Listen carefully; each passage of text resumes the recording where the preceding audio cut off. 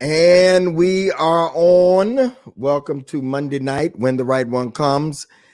The men's edition. The full men's edition is here tonight. 1, 2, 3, 4, 5, 6, 7, 8 of us. I'm just leading the conversation. Welcome, y'all. Mika, all of y'all, let's invite and share all about our men. If you would invite and share so we can hit them the magic numbers. On today, frankly speaking, is always branding himself. He got his shirt on. I should have put my Go With God shirt on tonight. I gotta work it. You gotta work it, man. You gotta work it. I gotta When the Right One Comes shirt too. Any shirt you want, I got. Glad to see you all tonight. And it's gonna be a good conversation on tonight. I need y'all to invite and share. Tell us where you're from. I'm going to turn it over to the young man that you can watch on Thursday nights. Wednesday night, Bishop. Wednesday night. You switched your nights? Did it used to be Thursday? So for the first half of the first 10 episodes, I was on Wednesday. Then I switched it to Thursday. Now I'm back on Wednesday. See, I don't make me sound senile. I know. I've been back on Wednesday since I started back though, Bishop. Oh, okay. So I won't forget. You only got to tell me this one time. Wednesday 9. I don't know no now, Bishop. Maybe more than one time. You all count on here though. Watch it. Don't be smart, nephew. Hey, Morgan. That's my Linda. That's my daughter right there. Hey, y'all. It's Morgan from Nigeria. Yeah, right. Hey, Morgan. Hey, Morgan. We international tonight. Yeah, right. Oh, yeah. We got people watching all the way from Nigeria. Yep. Awesome. All right, take it, Frank. Man, let's go. Good evening. Good Monday evening to each and every one of you who are already on. Thank you so much for joining us tonight on When the Right One Comes.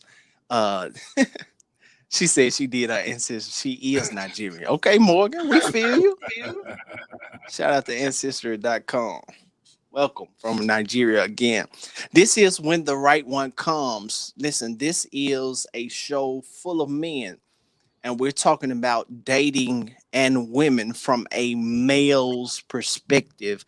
Let me say it one more time. So those of you in the comment section, when they come on, people that this the first time and they don't know what we're talking about, we're giving our opinion on women and dating from a male's perspective. So that's important to know in context of the conversation tonight.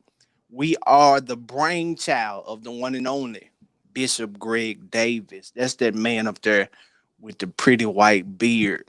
Listen, his beard was on before Runner Isley. I don't care what you say. You know what I'm saying? Come on, tell the truth, sir. Original white beard. You feel me? So, yeah, we are the brainchild of his. Down at the bottom, we have our senior statesman, that brown-skinned man with the bald head, one and only Pastor J. Say what's up to the people, Pastor Johnson. What's up, family? What's up? Yeah. It's good to see you tonight. Bishop, I'm gonna interject a little bit tonight. I want to do it a little different. I'm gonna ask each one of the men an icebreaker question just to get us flowing tonight. Is that okay? Oh, yeah. All right, Pastor J, if you had no deadlines, what project or task would you focus on right now? If you had no deadlines, what project or task would you focus on right now? Personal or professional? It don't either. Just pick one.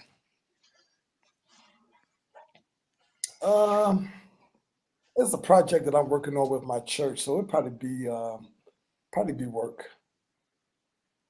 Okay. At the church, for the church? Yeah, we're working All right. on schools. Yeah. Okay.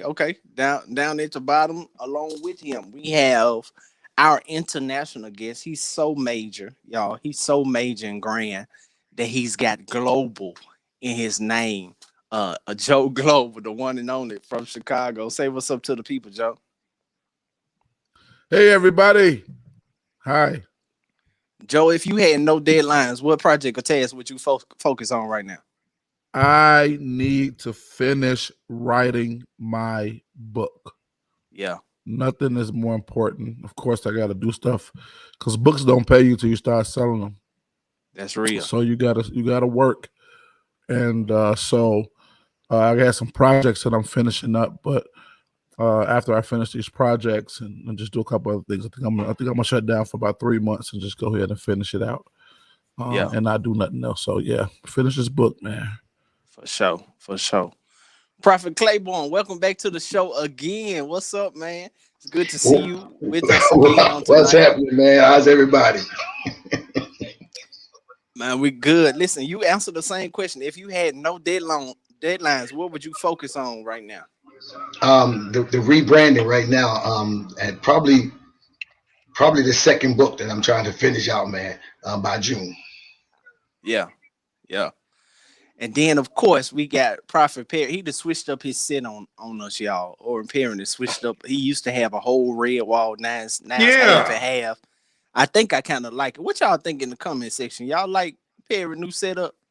Perry, what's up, man? Yeah, what's up, man? Good evening, everybody. Answer the same question, Perry. I think I finished. I'm working on this property. I'm trying to finish this property I have, this investment property. Okay. I'm trying to finish it all the way out. Yeah. All right. And then, of course, one of the original Christian kings of comedy, the one and only Broderick E. Rice. You know my middle name is E too. It's a E too, Rice. I'm up under the glory. Yeah. You all in there. I'm up under the glory. Rice, y'all know what? Okay. I need to do another comedy album. I haven't done a comedy album since 2000. Wow. So I need to get with Bishop Greg Davis and the Word Network, and they might want a comedy special. Just maybe. The Word Network presents. Oh, no. Bishop Greg Davis presents. Okay. Maybe I'm just fantasizing. I don't own the network, so it didn't work. Okay, never mind. Kevin Adele presents. I think who? Yeah. Kevin Adele presents. Yeah. And I was just being funny, but no, I'm just. So it would be good to put out something new. So that could be something. You need to do that, right? Yeah. Then next to him, we have the one and only Bishop Antoine Jackson. He a little kinky, y'all. He like to be hit and stuff, but we might get into that. We might not. I don't hit know. Me. Say what's up to the people. What's up, everybody, man? I missed y'all. I'm glad to be back on tonight. Answer the same question, Antoine. Yo, I'm going to take like the longest vacation ever. I need a vacation. I work too much. So focus on you. I'm focusing on a vacation. Focus. That's real. You hear me? That's whole real. Vacation. And of course, I am Frank Ray III, aka Frankly Speaking. I'm gonna answer the same question. If I had no deadlines, I would work on my Frank the Foodie project. I've been putting it off. I want to do a series starting with the best of Memphis. I want to do best of Memphis wings, best of Memphis barbecue. Yeah. But I just got to put in time to get it filmed, and you know I'm extra, so I like for stuff to look right. The reason I asked us this question tonight is because oftentimes we get. Excuse me, the bishop. I'm coming, Bishop. You last but not least. Oh. Yeah. The reason I asked this question tonight is because oftentimes we get so caught up in everything else that sometimes we need to just reprioritize and rethink and start focusing on that idea that God gave us. That could be $1 million idea. We put to the side. So Bishop, last but not least, what would you focus on if you had no deadlines? Frank, you see this comment right here? Did you know this? Hold on. No, I had no idea. I'm gonna make me a grilled cheese sandwich before I go to sleep. That's one of my favorite things. You talking about a grilled cheese sandwich? That and some tomato soup? Yeah. Tomato soup with the grilled cheese. Dip it in there. Never had it. Who had that before? That's right. It's good. Yeah, Oh my God. What? it's good. Yeah, that's something new with me. That's something Yeah, Starbucks used to have the tomato soup, and I do anyway. So I thought about this. If it was personal, 30 days in Miami new. Okay. to do nothing. Uh-huh. You understand? To do nothing. Uh-huh. I receive. Okay, that would be my other side. But work side, just time to just do content 30 days in advance, so I won't have to do it daily. Yeah. Sometimes we get off here and I'm up here until 1-2 o'clock doing content for tomorrow because I have demanded that. So yeah, that's a good question, Frank. Yeah.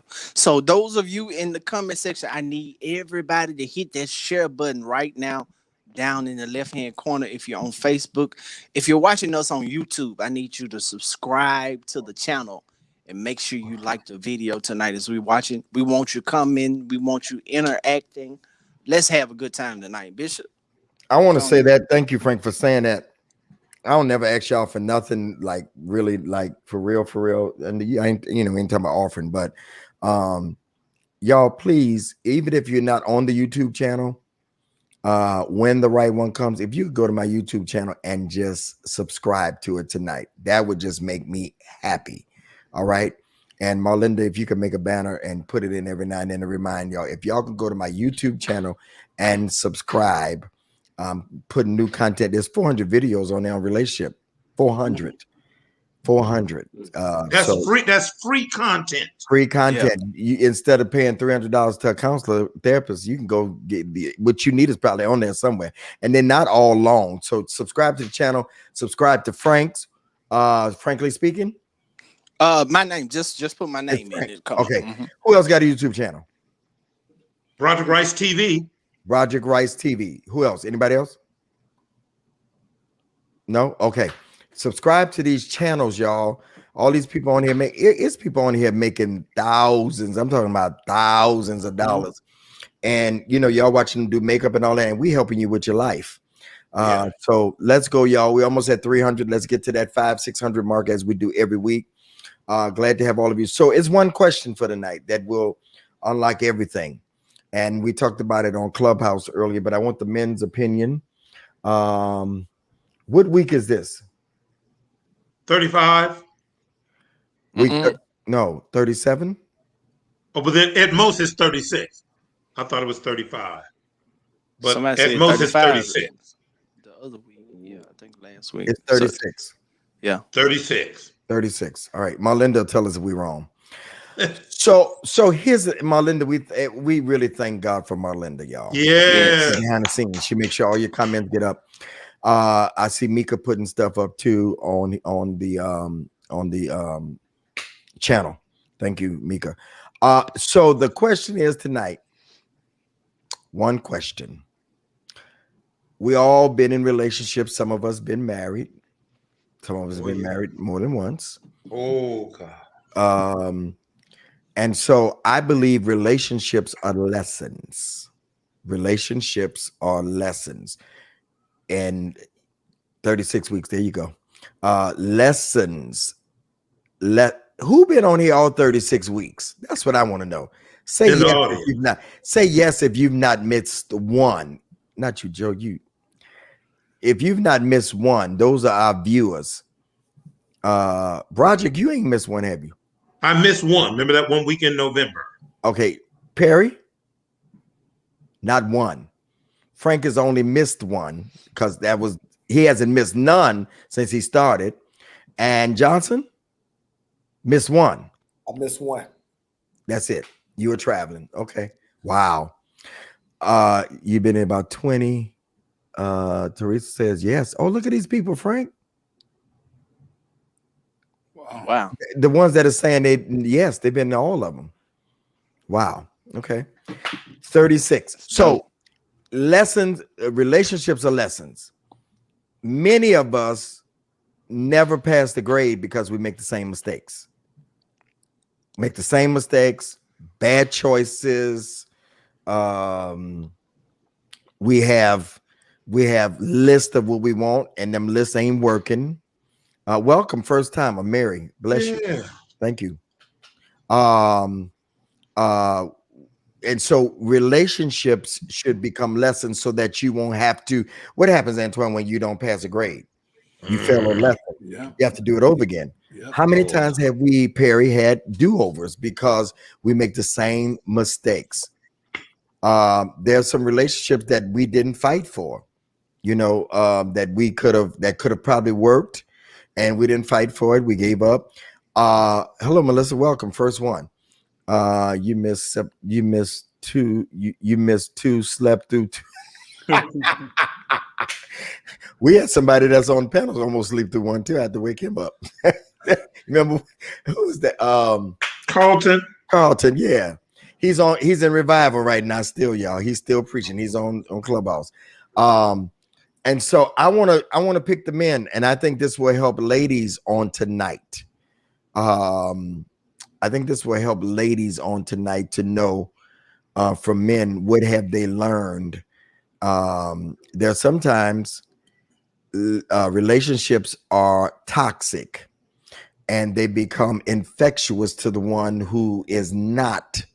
Toxicity is infection. Is infectious. And so sometimes people take the toxicity from a relationship and bring it to another relationship. And they infect somebody, and then it just causes infections. So what is it that you've learned? Did you become bitter in the process? Did you become better in the process? Have you ever been angry coming out of a relationship? Did you ever say, I'm not going to do another relationship because of I'm going to find somebody on the pole. I don't want nobody in church. Or whatever. What are some of the things, and even what are some of the things that you went to extremes? I remember when I divorced after 20 years, I was like, I don't want nobody to go to church. Just give me somebody that just got out of the club. They can still be smelling like it. I just want to be able to do the plan of salvation so they won't die in the bed in sin. Go to hell. I'm being serious. I think we all go through those different things. So Yeah. I want to help the people tonight. And as the men are talking, thank you, Joe. As the men are talking, then you all that are out there thinking about what they're saying, think about, have you learned lessons? You keep going through cycles over and over again. All of us. At some point, you just got to say, you know what? Stop the roller coaster. Stop the Ferris wheel behind Antoine. And is that a real Ferris wheel? Yes, sir. Y'all got one in St. Louis like Atlanta? Yeah, we got two. Oh, look at that. That's pretty. Boy, do you ever just turn the lights off and just sit there and the light comes? That's how I live. And I hate you. You got this place. I love those I love loft looking places. I want my loft. I had a loft. And so let's talk about it. Let's start with no, Joe. After 19 years of marriage, I will not marry another evangelist. That's his lesson. Come on through. Give you a lesson, man. Help us tonight. There you go. That's a good lesson. I want to start with somebody we never start with. I want to start with Oren Perry. Or maybe I ain't started with him in a long time. Yeah. And I want y'all to be as transparent as possible tonight. From my experiences, I think it's I'm saying that the church, this over religious perspective has killed a lot of my relationships. What I mean by that is either they have this perspective of me or me unknowingly. I try to pastor my relationship some, and so I think that's one of the most hardest things, trying to separate who I am and what I do. And a lot of times I find out that the pastor starts killing Oren's relationship. So the pastor, my position kills my relationship. And unknown unto me, I'm killing my relationship in the name of keeping God alive when God didn't need me to keep alive, you know. Wow. So yeah, I'm trying to keep God in it, trying to do it the right way, and a lot of times it just needs to organically happen. Just yeah, that's my main thing. I've overly spiritualized. Sometimes we cover our inadequacies with spirituality. So a lot of times Damn. I spiritualize a lot of things in my private relationships, and it kills it. It killed it. I'm not gonna say them. I'm saying me because everyone knows. We have the perspective of the woman, female that says, well, you the past have their ideology of you, their perspective. But when it comes to me, I kind of start again pastoring without me knowing. I pastored my relationship when she didn't need Damn. pastoring. She needed a man. She needed she needed me to be a man, her boy. I would say a nigga, but whatever you Right, say. So yeah, flow, man of God. yeah, You yeah, you tried to pastor the person that you were in a relationship with? yeah.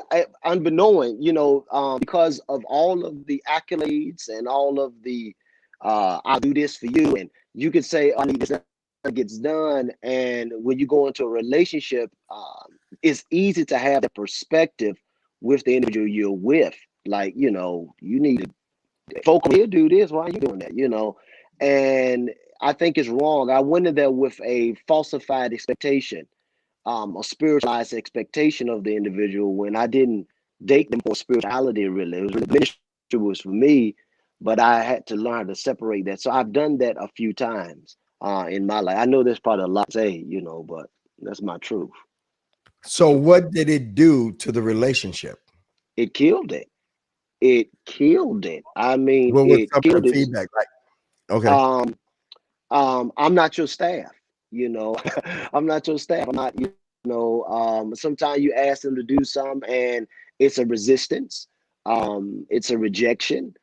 Sometimes, they say stuff like, I ain't bound down to you, like, and they expect that, and it killed my relationship Oh, in they'll many throw that in ways. a minute. I ain't your Yeah, staff. You don't talk to me like that. That's your people. I yeah, listen to you on the phone when you talking to them. Don't be talking to me like your staff. yeah, and And it so are they killed. right? Are they right? Absolutely, they were right. Yeah. They were Yeah. right. They were right. And I think I'm so prone to being in a position that it's easy to do it without you even knowing it. It becomes habitual.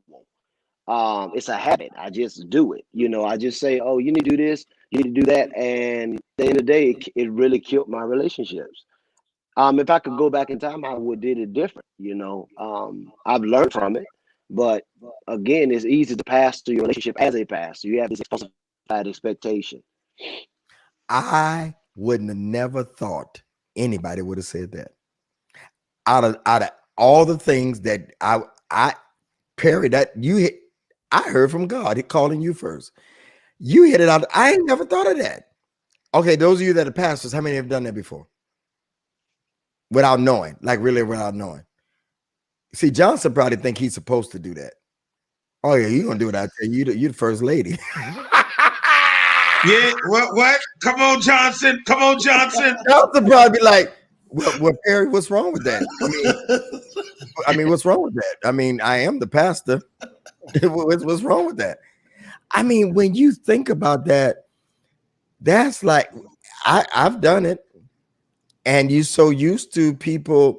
So we be talking about women, Perry, that when they come home, if they the CEO or whatever, that they need to leave that at the door. Do we need to leave our collar at the door? Absolutely, absolutely. Nobody. I think it can kill your relationship because, honestly, the people, the pastor, the people need the pastor, but the one you're with don't need the pastor. She just needs your humanity. She's your vulnerability, and that pastorship. There's like a, that Superman thing. That Superman syndrome. You always got to be Superman. Always got to be on go, and and I think that kind of bleeds into the fact of not trusting. A lot of times, not showing our imperfections. Right. That goes not trusting. But at the same token, it is A cyanide to your relationship is a cancer. It eats it. It eats it. Yeah, it's a cyanide to your relationship. Yeah. It kills. It's a poison. It's a poison, and it killed it. And I can say honestly, I've done it. I've killed relationships because of that. Even when I get mad, you know, it's so easy to take a scripture or to take some type of religious perspective and try to make them, you shut up. This is what. Oh, come on, you come know, on, beat them with the especially when word. in church. Yeah, you got. Well, you know, I'm a Yeah. man of God. And you do it and not understanding that that's you verging manipulation, you verging deceit. Everything I just preached about, I'm now guilty of because of my vulnerability or my Superman syndrome perspective, you know, like that. So I'm guilty of it. I'm very guilty. Hey, Bishop, can we just go to another question? This thing right No. here. I wanted to get deep tonight. It was deeper than this on the stage earlier. I mean, it got heavy, like, you know, immediately. So before we go to somebody else's, anybody want to comment on what he said about pastoring his relationship? I ain't never thought of that. I'm not even a. Go ahead, brother. Go ahead. Go ahead, Broderick. I'm not even a pastor. Go ahead. I'm not even a pastor in the traditional sense. But man, it's just like you read my mail, Perry. I wish I knew where my checkbook was. But let me tell you something, and let me tell you, I'm embarrassed because I know I have done it. It's my way of keeping control because for me, it's like feast or famine. Sometimes I've tried to stay in preacher mode so the devil would not lead me into fornications. And getting in my flesh. But then sometimes I didn't want. Sometimes I didn't get them honest. And you know, you talking about on. Women have even asked me, are you always on? Jokes, scriptures, songs, and don't let them make me mad or do something I don't like. I'll come up with the scripture where God opened up the earth and swallowed the tribe of Korah. You know, it's a dangerous thing to have the word when you don't have the maturity or the security, man. And I have lost many relationships with good women, with those types of I want to say shenanigans, you know. So I can't believe that came out your mouth, though. I mean, doggone it. Who sent you? Who sent you? He's crazy. Who else want to comment on Perry's? Anybody else did that? Joe? No. Claiborne want to comment. Oh, Claiborne. I'm sorry. Claiborne, go ahead. No problem, Bishop. Hey, Perry, you're not gonna believe this, but mine was the opposite. It wasn't me that was using the word. It was the opposite because I had the propensity to say, I want a woman of God. I want a preacher. That might have been like the worst statements because I always look for that, especially later on, thinking that if you're on the same page with me, Broderick, you understand what I do. That was my mindset. If I'm on, even I've had preachers like Bishop. I had what's our friend? I've had some preachers come up to me all the time and say, man, why do you keep picking another? It's gonna turn bad. But Broderick, I'm just a glutton for punishment. And I'm telling you, when I'm gonna come home and just enjoy life, you got scriptures, you telling me about where I'm wrong about the word of God, why you doing this, and I'm saying, hey, this is home. We don't have to do. So I had to deal with it from the opposite perspective, especially if you can't. I haven't met too many women that can out-talk me. So if you can't out-talk me, then you got to try to come up with other things to do it. So it becomes a thing of ending competition. You know, I usually meet people who are been doing Minister Johnson, less ministry than me, but it becomes a competition, you know, because I got 30-something years and you got 15 and and I want to compete. We don't have to compete. We're on the same team. So what I found out, one of the lessons that I learned, and I don't know if I got it 100%, but I'm getting better at it, is I don't want to be in competition with you about us in ministry. I don't want to be in competition at home. We on the same team, but you Bishop and Pastor Kim, if some of y'all don't know her, is an amazing preacher, but she ain't Bishop Davis.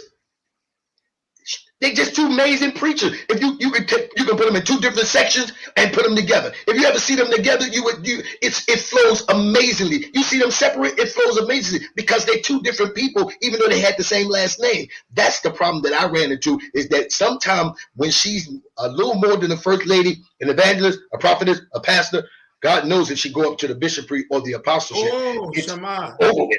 It's over with. If you go up them last two levels, me and Bishop will text each other in a minute, because that they become a whole nother person when they move up to that level of bishopry and apostle. And I'm not knocking it. I think anybody could be anything. But when you deal with that kind of competition, so I was listening to Perry. I'm like, I'm on the opposite side of Perry when the fight was, and you can't pastor your spouse in terms of don't pastor me. Let's do ministry together. But that was the opposite. So I know what Perry was saying. I was agreeing with 100%. I was just on the opposite end of that.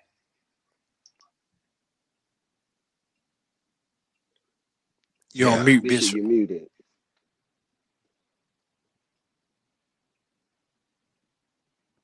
You're muted. Still muted, Bishop. I'm sorry. Y'all talking to me. I'm talking. Who said that? Anybody else that want to comment on that part what Perry was talking about? Because mine was kind of like Claiborne's, and I didn't really choose it like that. It just kind of went to that and didn't know, and of course after that was over with, I was like, I don't want that again. And then I did it again, and won't do it again though. Yeah, probably won't do it again. Just saying. So anybody else experience? Okay, let's go. Huh? I was just, oddly enough, I've never had that experience. If it's, I'm gonna be transparent. You asked us to be. It's almost a turnoff for me for a woman to want to have a spiritual relationship with me. I'm not interested in that. I've never been. So I've been accused of the quite opposite of you guys. It's almost been like being carnal. And you're a preacher? Right. That's the other side. Well, this is a fleshly relationship. I didn't, and see, like, I had women on the past two. I had women on the past 2 weeks, and I asked them a question: what do they need in order? It was spiritual covering, romance, good sex. Antoine was on. He remember romance, good sex, financial security, emotional support, and almost all the women said spiritual covering first, and that's always been an interesting dynamic for me, because I think the issue that we experience with some women, just from my experience, is that because of what we do, they come at us from this almost like I want you to be another mini God for me.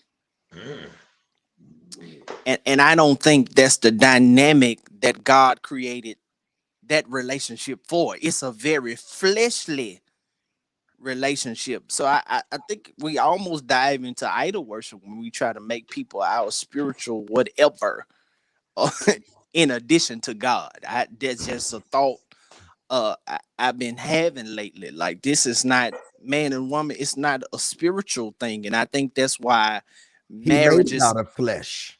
Marriages in church suffer at a higher divorce rate, because we try to spiritualize it when I mean we're very fleshly. We need those fleshly needs met. God is meeting our spiritual needs. I don't need you spiritually. The only thing I need spiritually is God. That's just my thoughts. Does that mean don't share your faith, Frank? No, that's not what I'm saying. I think we can be like, we know what one another believes. Like, I just don't want that kind of relationship where I need to spend so much time and I'm already doing that. Like, I don't want to have, that's not a turn on for me to go through a Bible study series with you. I'm just sorry. That's not what I desire. I don't want to do that. Like I do that for weeks. I just don't. So in opposite of what you guys were saying, I don't. That's almost a turn off for me. Don't want me to pastor you. I don't want to pastor you too. You know what I'm saying? Not in that capacity as far as a personal relationship. That's just I've never been like that. So I've never dealt with, you know, a woman telling me that. It's been the opposite. It's been the opposite. Are you ever on? Besides, you know, so I'm just being transparent. You know, I'm okay with that. I don't know if it was here or where we were do so much relationship stuff. Somebody said, Frank and Antoine, that it bothers me when I hear them talking about to their buddies. They talk preacher talk, and then when I want to talk, they'd be like, "Oh, we weren't talking about nothing." What? Right. What? I mean, don't get me wrong. You want somebody that if you need to pray, you at least you be able to say pray. Okay, so not just being called. And Frank, when you look at Adam and Eve, he pulled her from his flesh. Yes. And the only requirement was don't touch that and come down in the cool of the day and y'all worship me. Y'all worship me. Okay. Yeah. Not each other, not your ministry and all that. Yeah. And, you know, I always share my story. We were too far spiritual and work. And so, yeah. Thank you, Frank. That was good. Yes, sir. Yeah. And so when you, ladies, I see y'all making comments that you want them to lay hands on you, but not those hands. That's pretty much how it should be. Right. Amen. You know, we were talking about earlier, you know, when a woman should be able to bring a man to any place, you know, of peace and all that stuff. And we'll get more into that, but that was very good. So, you know, when you saying that when you want a man of God, what are you really saying? You want somebody that love God, or what do you want? You want a man of God? What are you saying? I'm just asking that hypothetically. What are you really saying when you say you want a man of God? Yeah. A man, you know, or you want somebody that's going to talk about the scriptures and y'all study all day long? You know, when you think about a preacher, Joe, that's what he does for a living, study. You know, and then you want to come home to, I mean, don't get me wrong. We don't mean to sound carnal, but the men are talking tonight, and these are preachers. All of them are preachers. Joe is bootlegging, but he's a preacher. Okay. He can quote the scriptures and all that. But when you say you want to, what are you really saying? Just food for thought. You want somebody that talks in King James all the time? Yeah. You want somebody like Perry say he was, that's going to pastor you and preach over you. Most of the time, old man said this, they ain't going to let you do both. They're not going to let you stand over them and lay over them. They're not going to. Old man.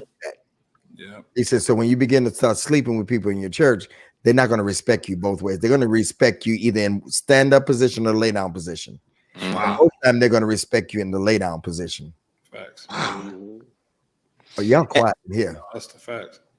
And the difficulty in that, Bishop, with us, I would think, fellas, y'all could tell me if I'm wrong, but the difficulty in having to always be on is, where do we find our release at? If I have to be the same with you that I have to be with the people that I oversee, where is my release going to come from? And so we start acting out in other ways, trying to find other avenues. Come on, Frank. Because there's no release in that relationship. Yes. And what could those other releases be, Pastor Frank? You're so funny. I just want you to help the people continually. Yeah. I mean, you know, your spirit got to rest, and the old man got to wake up. The wrong person gonna get that pipe. Yes. You said pipe? The plumbing? Plumbing. Oh. Plumbing. No, seriously, you're gonna find it, because if they don't, then Mary will. That's right. Come on. And Mary is watching that you're not doing that. She can tell. Yes. Absolutely. Damn. Yes. Yeah. Yes. And so again, Frank started this off by saying, For those of you that are new, this is from a man's perspective. And my dear co-host, Anisha, always says that when men do talk, you might want to listen to their perspective. And you'll learn a whole lot how to. We're not bashing or saying anything. We're saying what men want. You know, Yeah. like today. Today, I've done a TV show. I've done a Clubhouse for 3 hours. I went right to that to do an Instagram live with somebody, did a prayer call, and then not doing this. Hell, I don't want to talk about nothing, no church to nobody when I get off of this. I don't want to talk about nothing. I don't even want to talk about relationship. Just talk. You know what I'm saying? Or not. Yeah. Or not. Right. Yeah. And so, yeah, y'all still on that pipe thing and all that. So anybody else got to say anything on Perry's? All right. So let's go to Antoine. And what are the Perry learned that he can't pass to the one that he's gonna be with? Yeah. So Antoine, what was your lessons that you've learned? It's so funny. I see my auntie in the comments. She said pie. No, auntie, I said pipe. I said pipe, auntie.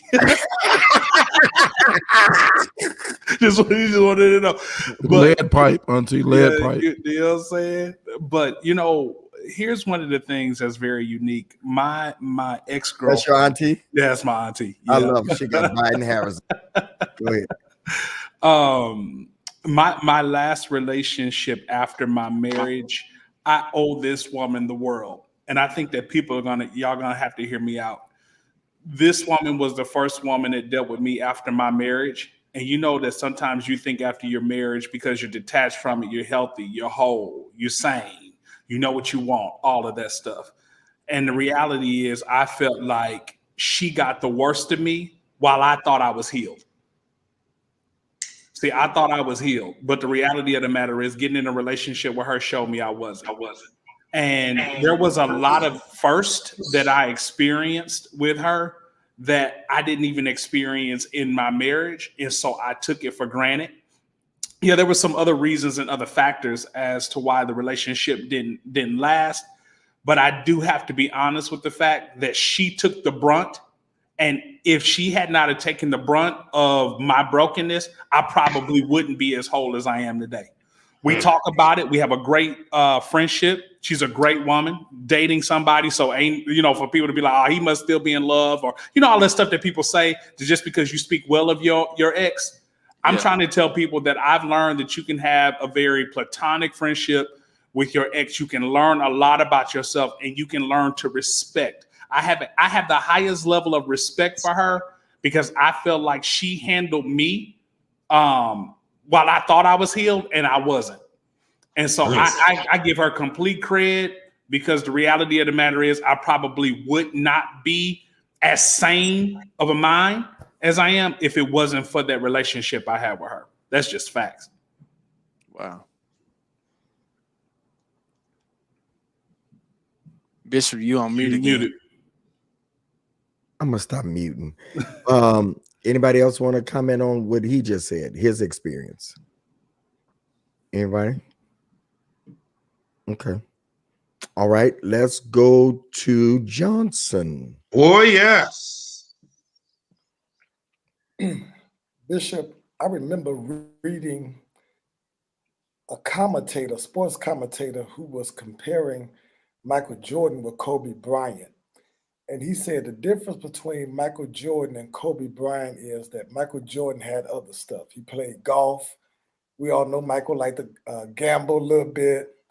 He had all his endorsements. He just had an array of different stuff. But for Kobe Bryant, it was all basketball. Bishop, for me, it has all been about that pulpit and the church. And Joe, I grew up in Chicago. I grew up around Dr. Clay Evans, my pastor, Dr. E.J. Jones, who lived right across the street from each other. I was a student of Donald Parsons. And a couple things happened for me, Bishop. Number one, early in my ministry, I was told if I'm going to get a church, I needed to be married. So I caught the tail end of that old school. It'd be 31 years of preaching the gospel for me the second Sunday in June. I was almost about to make a big mistake until I was at Bishop Brazier's church, and this was in 1999. And this legendary, prolific preacher by the name of Bishop Noel Jones gave me 15 minutes of his time in Bishop Brazier's office, and Charles Jenkins was right there with me. And Bishop Brazier, had been through a divorce and all of that. And Bishop Brazier said to me, he said, listen, if a church cannot accept you for who you are and your anointing and your ministry, he said, then they are too small for you to be their pastor. It was at that point that I decided that I was never going to get married to get a church. Now, the flip side to that is this. It kind of worked in the opposite as time went on, because the Lord blessed me to get assignments in churches without it. So for me, it even got to the point that may have been a little bit arrogance. So I felt like I didn't have to put up with a lot of stuff. I didn't have to deal with a lot of stuff because I was doing my thing. And I also understood that my assignment up until last year before the pandemic wasn't global or national. My assignment has always been local. So I've been able to dominate the cities that I was pastoring in and growing my churches and being involved in politics and all that type of stuff. So I really just didn't give people a chance like I probably should have given them a chance. I didn't pay attention to them. If it was a situation that I felt wasn't going my way, I just eliminated and detached myself from the situation.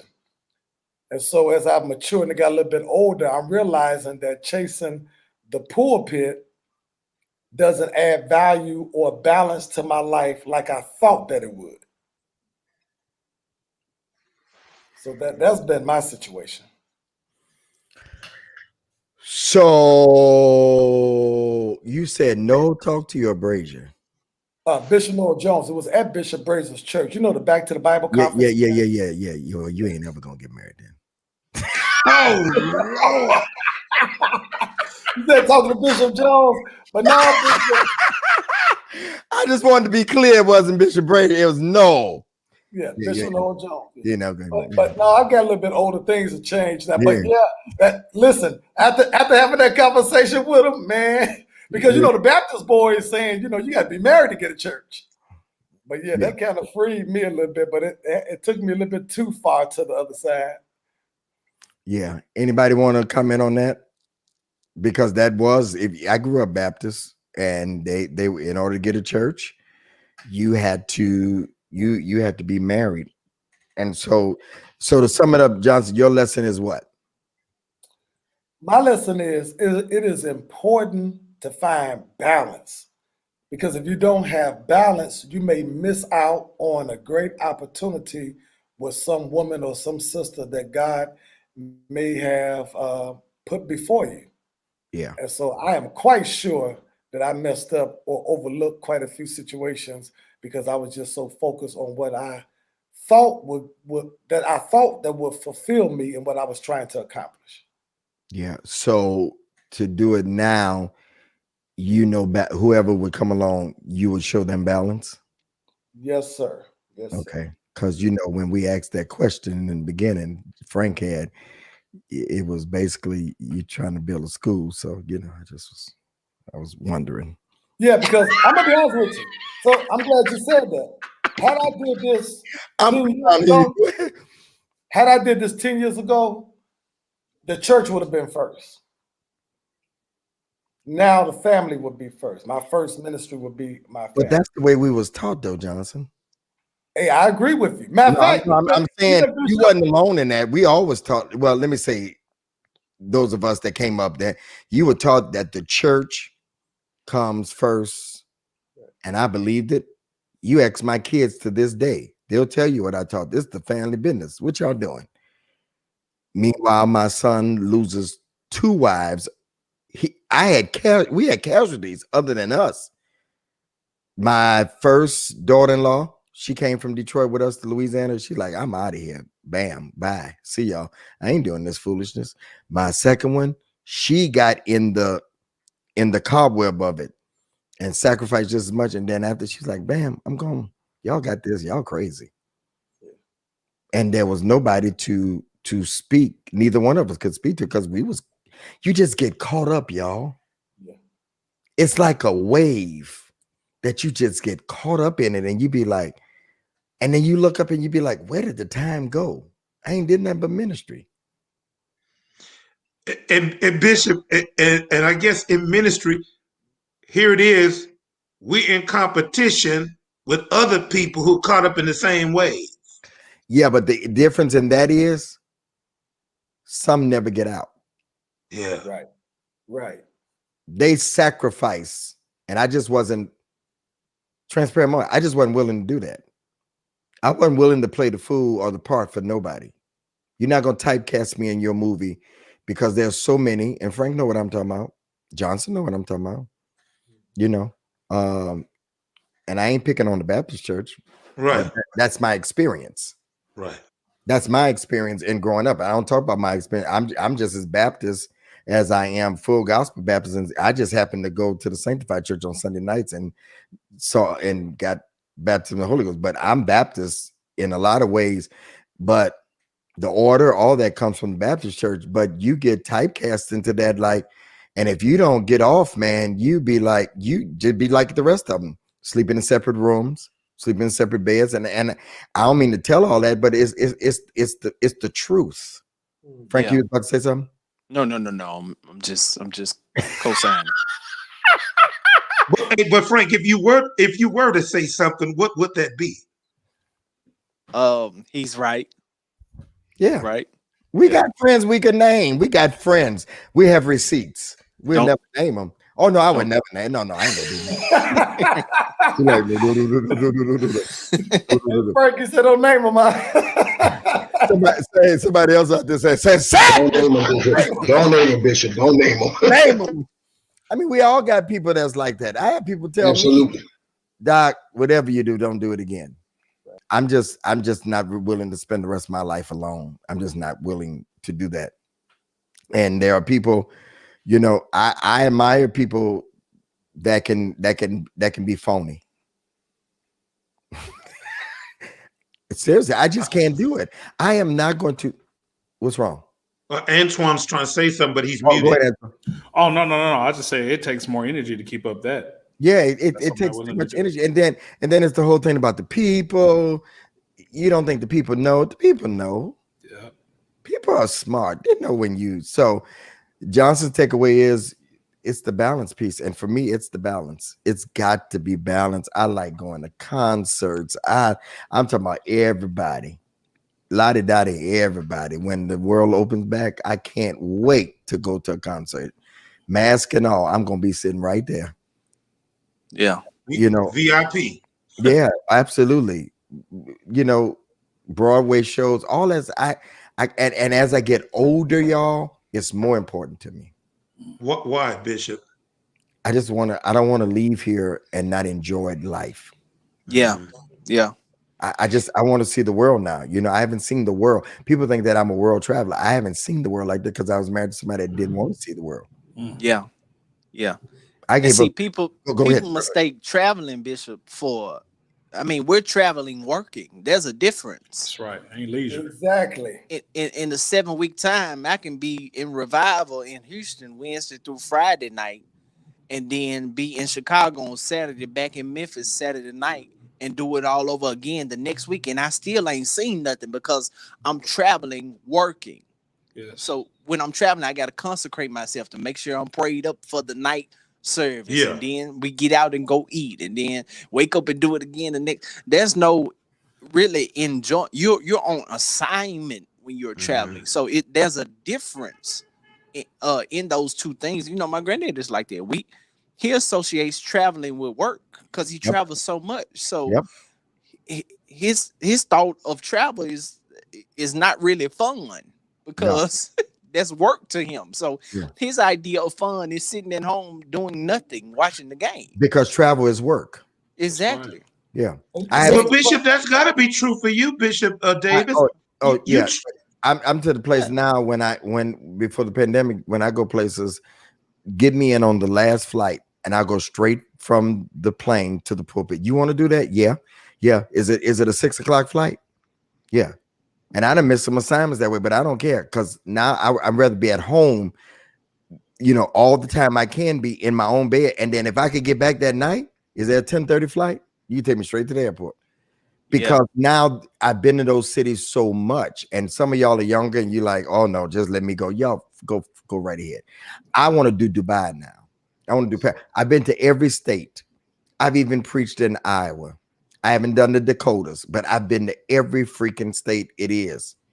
I've been to little cities that New Iberia, Louisiana, Jeanerette, Louisiana, Plaquemine. Y'all heard of them places? No.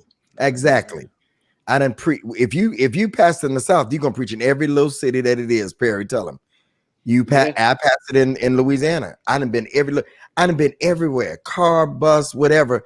I even had to go somewhere and preach and get on the trolley boat to get over to the other side. I'm like, where am I at? So when you talk about you want that life, hotels begin to just look like rooms. Listen, you don't even remember. Come on. You got two different sets of keys. One from the last place you've been. Right, Bishop. I remember when I first started traveling, I used to take more clothes than I needed. Nah. Oh No. I'm going in this jeans, and I'm coming back in jeans, and I don't care what y'all think. It's work, y'all. And for those that want that, go ahead. You forget what room. You still think you're in 835 from last night, and you in 703 tonight, and you be like, oh my God. And you go into somebody else's room and they legs up. That's not something. Bishop, did you ever get to the point, I'm sure you did, to where you just went to the city? If you needed something, you go to the store and pick it up, whether it was shoes, toothpaste, whatever. I did that before. I didn't did that before. And then you get tired of the food, you get tired of all of that. And then they tell me, you want to go by the mall? No, I don't go by the mall. No, take me to my. So now, thank you, Angelica. I want passport stamps, and I ain't talking about the Bahamas. No offense to the Bahamas. Right. I done Bahamased out. Okay, I done preached there. I done did all that. I'm talking about. I'm ready to Dubai, Paris, all that. Greece. When I went to Rome, I was with Delano Ellis. So where was we at all the time? In church. Right. And when we was touring, we was in the catacombs. We was looking at spiritual things. No. And I don't want to go to Israel. I believe y'all report what the Bible says.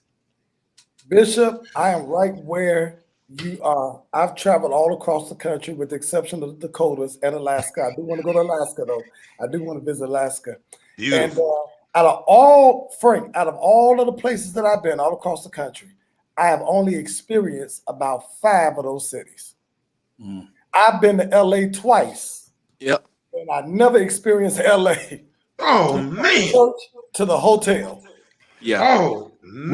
Well, LA, first of all, I was born in LA, but when Marlinda's father died, Bishop Henry, I became his replacement. So my assignment was over the Midwest region. So I just about lived in California all the time. So now to go to LA, and I don't want to get on a plane to go to LA for 5 hours. That's just not I'm going on a plane for 5 hours or more. I want to go out of the country. And y'all raised up Jamaica. No, I went to Jamaica for 2 weeks and I wanted to live. I done been to Hawaii. And the second time we went to Hawaii, I said, can we go home early? Because it's not all it's cracked to be. Yeah. I think one of the most beautiful places that I've ever traveled, I don't know how we got this. I'm getting ready to get this back. Is what's the place with the needle? Seattle. People don't think that's one Seattle's of the most beautiful places It in is. the world to Yes. me. Seattle and Portland, places like that. Those are beautiful West Coast places nobody ever talk about. Anyway, you see how we thinking, y'all, ladies? That's how we think it as preachers. It ain't exciting to go, oh, I can't wait to marry a preacher that travel on the road. I'd go with him. No, we don't barely want to go. I'm trying to stay home. Give me a reason to stay home. I've been at this 35 years. Johnson been Matter at of fact, 30 something. Yeah. How long you been preaching, Claiborne? 33 years. Yeah. After a while, And you know, Bishop, My pastoring came on the end. Majority of mine was on the road every day because I come from under one preacher. That's all he did. So that's all I did for 3 years straight, Roderick. Only off Saturday. I preached every day for nonstop. I didn't do vacations till the last 9 years. I didn't do Christmas. I didn't do holiday. Everything was preach. For the Lord. Out my bag. For the Lord. Yeah, it was for the Lord, but I'm glad for the balance I got in my life now. I love but then it was for the Lord. You did it for the Lord. It was And great. some of the ego too, Roger. Well, it was for the Lord. What'd you say, Pastor Johnson? I said, Pastor Johnson, what did you say? For me, I'll be honest, some of it, all of it was for the Lord, but some of it was for me too. I was like Peter. Let's build 3 tabernacles. Well, 4. One for me too. Include me on one of those tabernacles. I mean, when you're young, hello, Pastor Johnson. Some of it's for you. You are excited until you start to mature. So let's get Joe back in the I know conversation. what you're saying. Joe looking like I ain't no preacher. What y'all talking about? Yeah, he's throwing summer parties though. Huh? Joe throwing them summer parties though. Ain't invite us. Them summer parties. But Joe done travel just as much as most of us preachers with preachers. So Joe, don't sit there like you know how to say nothing. I know You just don't want to tell the stories. whenever I do get married, Joe gonna be responsible for my bachelor party. I know that. Yeah, as I should. Absolutely. Joe, go ahead. Tell us your regrets. You've been married before. Tell us your lessons you've learned from relationship. Now that we spent the last hour, 2 minutes and 56 seconds talking about the preachers and their lives. Did we make you? I'm sitting. You know what? We even forgot you was there. I looked down at you. I'm sitting here like, am I supposed to be on this show today? I tell you this, ladies, if y'all listening, preachers love talking about being preachers, even when they complaining about it. I mean, we just spent an hour on it. We're back, people. We're back. No, but let me tell you this, Joe. Seriously, leave your mic open, Joe. This is either going to discourage those that think they want a preacher, or encourage them to say, "Okay, I can deal with it." It's going to do one of two things. It's either going to draw you or drive you. Go ahead. Well, I'll say this, man. I like Bishop said, I've been on the road with preachers as an armor bearer, as an assistant, with gospel singers as a road manager, and as a manager. So yeah, I understand all that. All the cities look the same. All the airports look the same.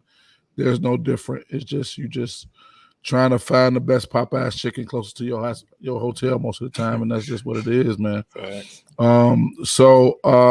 But Frank said something. I'm gonna talk about my story, but Frank said something earlier about having to always be on, and how you get attached to a person who don't allow you to be yourself, be the whole you, the free you, without judgment, even if you work in ministry. Because I've always worked in ministry in one way or one capacity or another, and so people put that same thing on me. I didn't preach, but I used to go around teaching armor bearer classes and pulpit etiquette and pastoral care and leadership, and they would have the same thing on me. But I decided about 7-8 years ago that I was going to be free, even if I was going to still remain in ministry. And so what y'all see is my freedom, but they still love me and respect me for who I am. If a man can't be himself at home, he's going to be himself somewhere. Yes, sir. The freedom of being able to not have to hold your stomach in and hold your head a certain way. People who allow you to be free. And a lot of times men get in trouble, not just because they have a crazy appetite, but a person allowed you to be themselves around them. And so what we'll do is we'll reward them with sex. It's not always the sex that leads it. It's the freedoms and being able to do that. We're not on Clubhouse, Antoine. You funny. Hey, this nigga talking tonight. Talk, dog. Yeah, that's I mean, it happened in my marriage, man. I had a person who didn't mind whoever I was. And she wasn't as attractive as my wife or none of that stuff, but she allowed me to be myself 100%, and she celebrated who I really was. I don't know what happened. Hello? Are we there? Are we here? Yes, sir. Mhm. Okay. Your girl. And so she celebrated me for who I was, and so I would be attracted to that environment because it allowed me to be myself. People said, "Why did you sleep with her?" I said, "Because to keep her around, I had to pay her some kind of way, and sex is one of those payments: attention, time, and sex." And so, I definitely did that. Did I curse? No, you didn't. Oh, okay, praise God. No. It come out so easily. What I learned from my relationships and from because Mara was like, I heard that. I was like, what I say? What I learned from my relationships, and I'm gonna go through a couple of them if y'all don't mind, because we spent the last hour talking about preachers. Let me give y'all some non-preacher content for the people who in the audience who was like, when we gonna start talking about these niggas in pulpits and hotel. So what I learned, Frank Ray III. I'm coming to Memphis soon, and I'm not paying for one meal. Because it's gonna all be on you. So I'm able. What I learned in my relationships, old man. and in my marriage is me. Yes. I get thrown on track. At this rate, we're gonna be here until 11 time. Like we already here until 12. It'd be 12:30. Well, I said what I had to say. Everybody, thank y'all so much for letting me talk. Come on, Joe. You in the pocket, Joe. Talk, dog. Yeah, I don't think I was. I think I took that much time. I haven't oh talked my all night. God, it's all the extra work. I'm sorry. So what I learned from my marriage, particularly my marriage, because I married a woman who didn't really express love as good as I needed it. I'm getting feedback from somebody. I don't know who it is. What I learned from what happened? No, Don't worry about it. Go ahead. Okay. What I learned from my first marriage is I married a woman who didn't express love like I needed. My mama, well, I ain't gonna say that because she might watch this. But I remember understanding the fact that after my marriage, I realized how much I had abandonment issues with my mother, because it made me chase after a woman who didn't express love like I needed it. And so in that experience, I used to try to substitute my mother's love that I missed out on because she was on drugs and missing with a woman who didn't express that much love.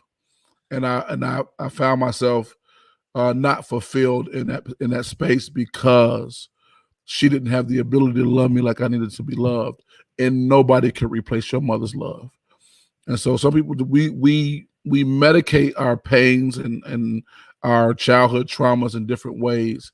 And a lot of us who have failed marriages and failed relationships is because we tried to medicate those pains through our relationships and marriages with other people. And it's unfair to put that in the lap of somebody else and expect them to fix it. What I learned about my last relationship is that me being kind of jaded from being in the music industry and having this little experiences that I have, that I thought that love wasn't possible no more. I thought that I missed my ship because, Broderick, I messed over so many great women. And I thought that I missed it and that I would never, ever experience that passion again. And so every experience that I had was just experiences, just to have experiences. But I didn't feel that passion until this last relationship, where I learned that it probably was my first relationship where I was really healed and whole. And I learned my expression of how much I could show a woman how much I like her, how much I appreciate her. Me not being the one that's chased, but me being a chaser.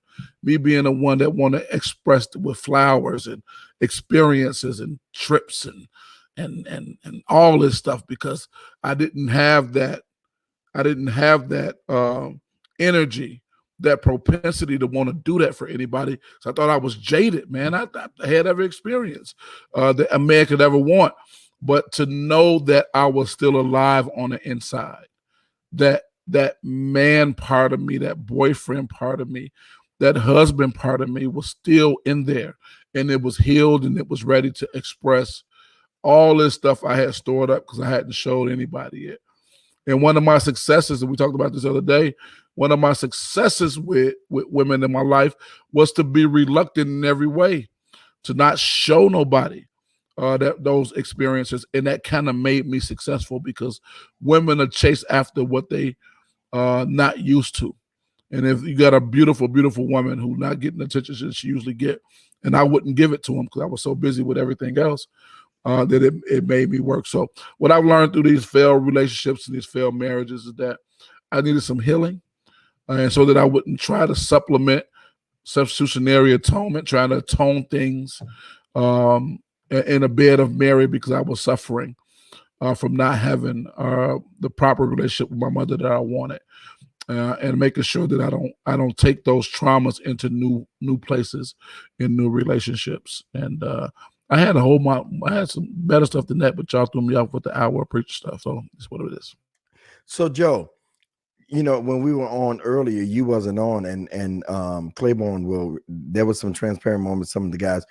I want to ask you, and then others can chip in, and I think we haven't heard from Frank and Antoine. Roger, did we hear from you? Not yet. Oh, I'm getting it. I'm loving it. Oh, you did. Yeah, you did. Okay. So trauma, past childhood traumas came up a lot.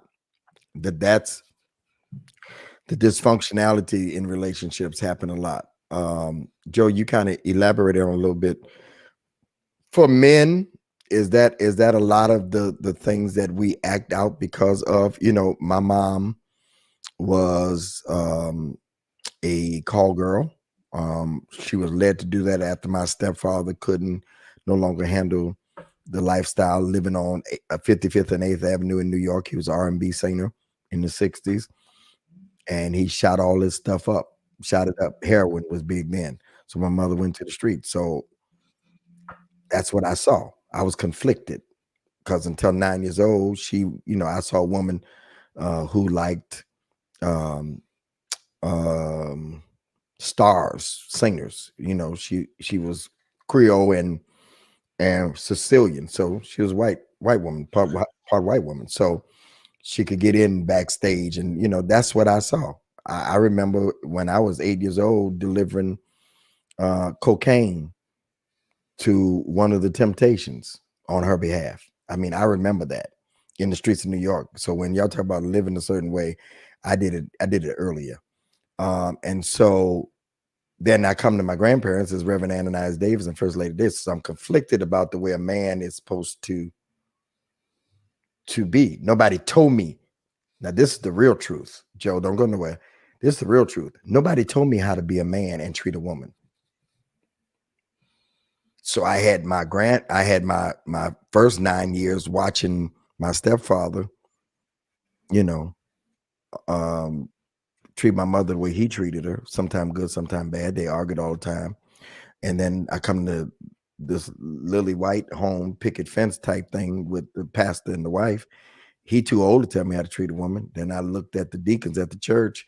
They would talk about it, but then half them was tipping out with the other deacons' wives and things.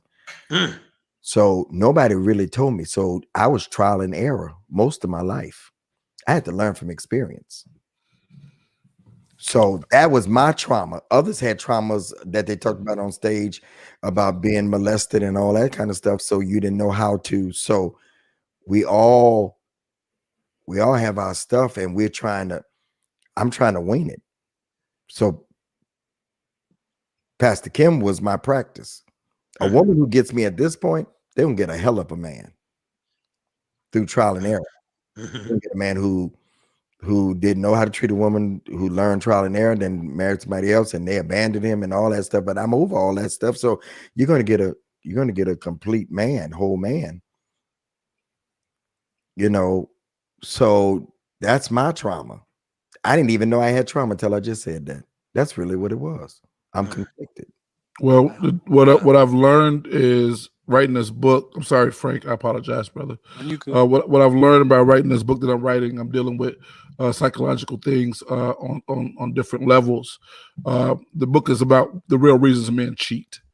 and we're dealing with the psychological and emotional disparities that make us medicate our unanswered questions and our pains in the beds of multiple women. Why do we do that?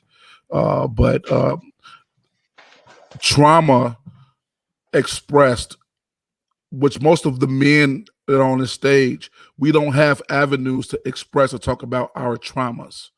When I get with y'all, we're gonna talk about what up, Doc. We'll talk about shoes and clothes and talk about sports and all that. But where are my environments where I could talk about my pains? And I can have a man perspective that helped me clear it up and to give me directional insight that validate my masculinity in ways that I needed to be validated. And if I don't have that, then I bottle it up and I suppress it and I cover it up with dirt.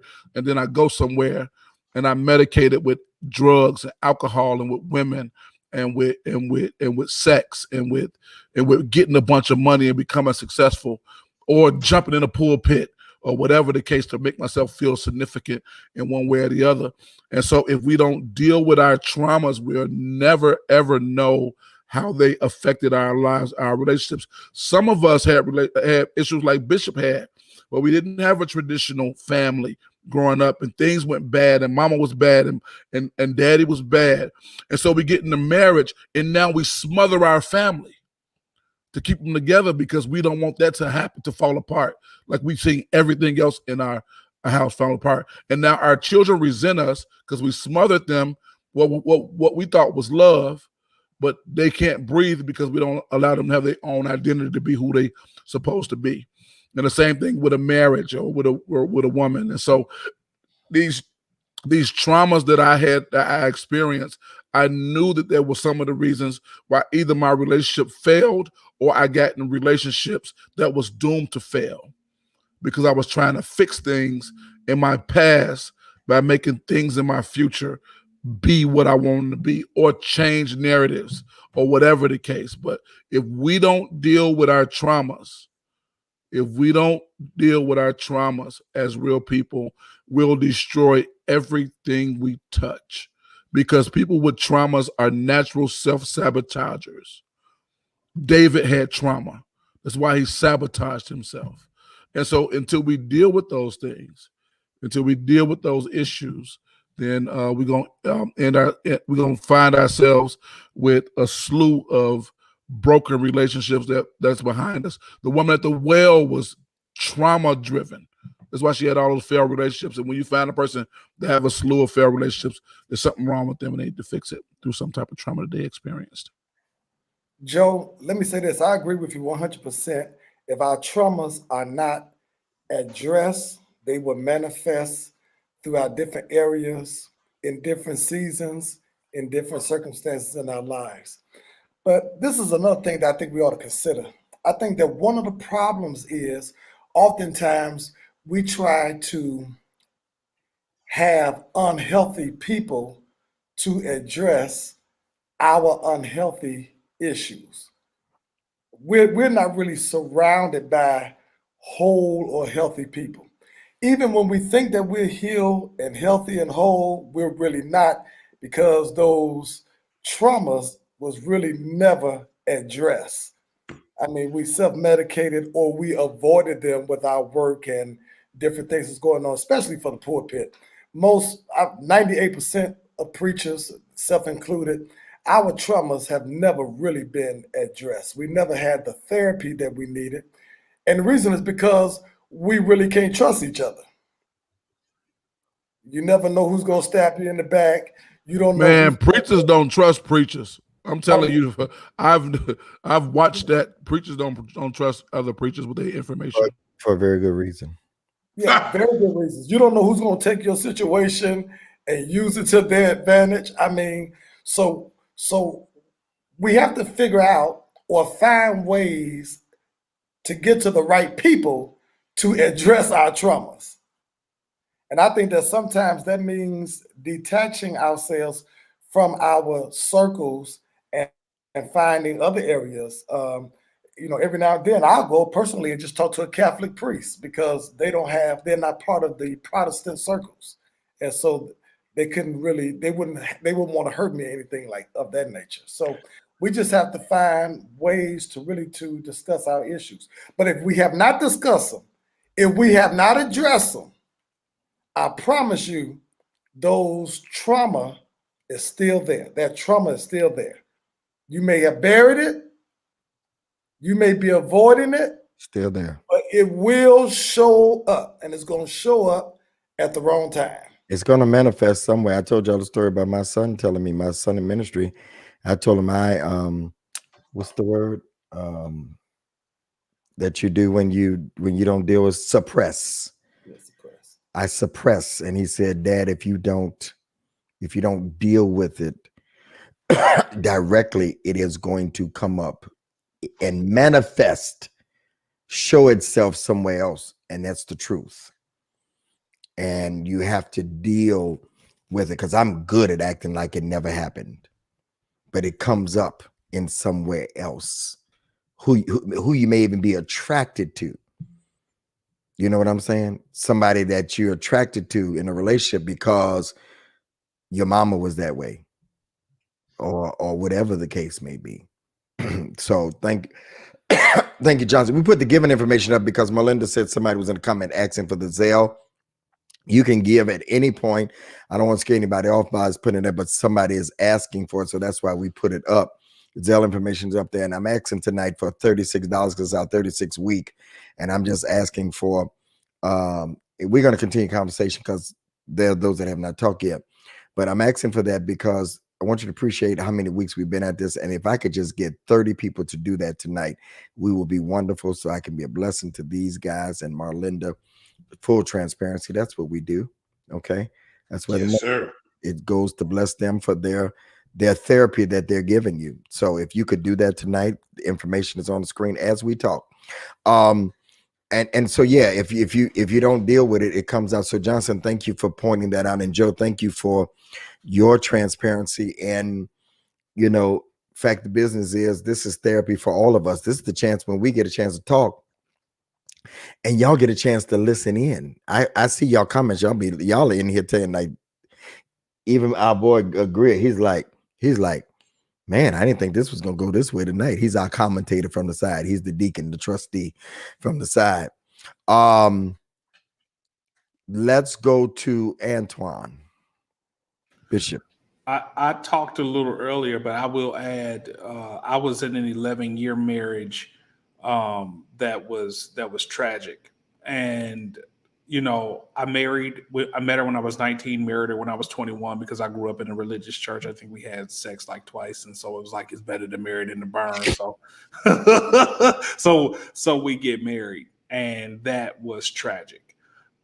Bishop, when you talk about the trauma of your past, I never really thought too much about the fact that my mother and my father were never married. And so the picture I had of marriage was my pastor and first lady. I've been traveling since a kid. My mom was on drugs, and so she moved to Toledo, Ohio. So I went back and forth between Toledo and St. Louis, a year in Toledo, a year in St. Louis, a year in Toledo, a year in St. Louis. I did that all the way through my elementary years. Mom was on drugs, not really home. Thank God she's delivered now, but mom was on drugs, and I really had to fend for myself. So, Bishop, you said something a little earlier, like, man, I've just been responsible my entire life for myself. You know what I'm saying? Like, so that level of pressure when you are dealing with trauma causes you to do some things that you just never, ever thought you would ever do. And I found myself married, and it just wasn't right. It just wasn't healthy. And I stayed in it because I thought that divorce was the same as adultery. But there were so many traumatic things that happened in the relationship that thing should have been over 30 days in.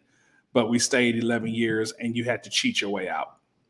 And I think that sometimes people don't really understand this dynamic that you can be in ministry, you can love Jesus with all your heart, your mind, and your soul. But if people don't really know how to actually minister to your soul, like, what do? You know what I'm saying? When you're the one that you're called on, you're leading, you're the one that people are looking to, but you're actually struggling. We argued all the way to church. We did not have any kind of relationship at all. And we just tried to make it work. And so I also, even with my ex-wife, although the relationship didn't end on the best terms, I do owe her so much apology because she got a broken man. She got a broken boy. You know what I'm saying? She got a broken boy that was in a ministry role, that was a man's role, but I was a boy. And so it was a lot of things that I learned. I was self-righteous. It was just so many religious things that I was trying to do. I just thought that, hey, because I'm a good preacher, you know what I'm saying? Listen to me. But man, we was going on dates listening to Canton Spirituals. Listen to Gospel 1600. You know what I'm saying? Because you thought listening to secular, bruh, you thought that listening to secular music was a sin. Like, this is the way we was brought up. So there was no way in the world that there would have been any romance to even build a relationship, because the only thing I was taught was you build God's house, God takes care of yours. So I was just focused on being a good moral man, but not what she needed to be in a husband. And so I just want to share that, you know what I'm saying, for other women that are watching. Like, some of us we were in a system. We were in this cobweb. We were in this thing that demanded so much from us that it took all of our time. It took all of our money. It took all of these sacrifices that we thought would eventually, I guess, come back in a healthy marriage. And it just don't work that way. It just don't work that way. And let me say this. You may not go this far. I'm a little older than you, so I can say it. It almost makes you resentful. You close this mic. I'm serious. And that's what you may hear many times from some of us that been at it long. I will be, Frank, you're next. I will be 59 years old, June the 8th. It's a Tuesday. I'm going to have a little virtual something. Marlinda don't want me to have it, but I'm going to have it anyway. She wants me to wait until 60, and all of y'all will be in Miami with me on my 60th. Okay. Yes, sir. For sure. Yeah. Joe is going to help be the promoter for it. For sure. And so you almost like, I started as a junior deacon and an assistant superintendent when I was 9.5 years old. I probably missed church 20 times in my whole life. Come on, sir. It'll be 50 years that I've been in church. So if I sound a little tattered and torn, it would be because if I was a normal person, come on, I would have retired a long time ago from God. But my grandfather taught us that you can't retire from God. That's how we were taught. And so, no, I don't want to listen to Heaven 1600 or whatever you say. That's right. Hell no. No, that's right. And I'm not going to hell. That's it. Hell no to the no. No. And if it's a woman out here that says he ain't saved, then you ain't the right one. That's right. Right. Keep on looking. Keep on looking. Okay. Johnson wants somebody that's going to be in church with him all the time on the second row with a big hat. Okay. Not me. I'm just saying, don't come for me because I done put my time in. Yeah. I got traveling shoes. Huh? Okay. And so at this point, there's some of us that just want a woman to just be your lady. Yes, have a good prayer life that you can pray me through. That's fine. And even if you are a preacher, we don't want to come home and talk about what we preached. Okay, I'm not hating on any Right. I was married to, supported. I was the cheerleader, but we just want some balance. Give us liberty, or give us whatever that goes saying. Yeah. Right. 50 years, y'all. I just want somebody to love me. Go ahead, Franklin. Oh, Bishop, I don't have to say nothing. You just want me to say something. We want your take on this whole thing. Now, what do you look back on and say? I know what you said, that you ain't never brought God home to your home with your other person. I get it. But as you look back, what did you learn seriously from relationships? I've learned to embrace the free will that God has given me. I've learned to freely embrace that. I've learned that, and I'm being real and funny at the same time. I've learned that women come and women go. That's what I've learned. I've learned. I've learned to embrace my freedom to date multiple women at the same time while I am single until I make a Oh commitment. God. And I'm going to continue to exercise that freedom until I make a commitment to someone asking their hand in marriage. That's what I've learned, to embrace living in my truth of how I desire to live my life in the freedom that God has given me, frankly speaking. That's a lot. Who didn't go? Anybody didn't go? Broderick, you coming Oh in no, man! Listen, this is so good. We're all naked tonight. 30 We've years been. when you had your marriage. You said what, Bishop? You ain't been in the relationship in 30 years. What did you learn? Well, you know what? I've been in relationships, Okay. but I was gonna say this early. Watch this. You're gonna love this, prophet. Watch this. I dealt with paranoia. Did you hear what I just said? The prophet didn't You hear make me. yourself I said happy. I dealt with what? Yourself Paranoia.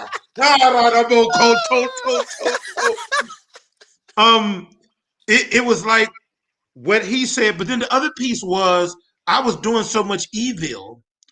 I was afraid I'm gonna run into it. I'm gonna have to pay for it at some point. Somebody gonna play me, somebody gonna hurt me, somebody gonna devastate me, somebody gonna be with my best friend.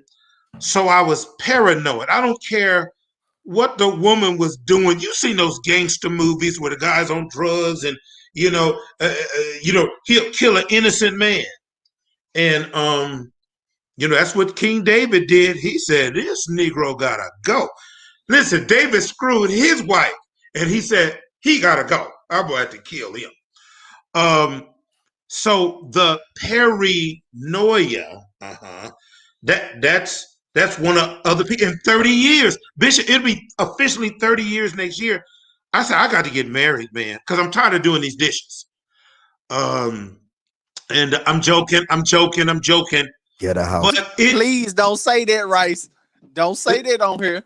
Right, because all the dishwasher will come. But Bishop, you said something that was uncomfortable a few months ago about me.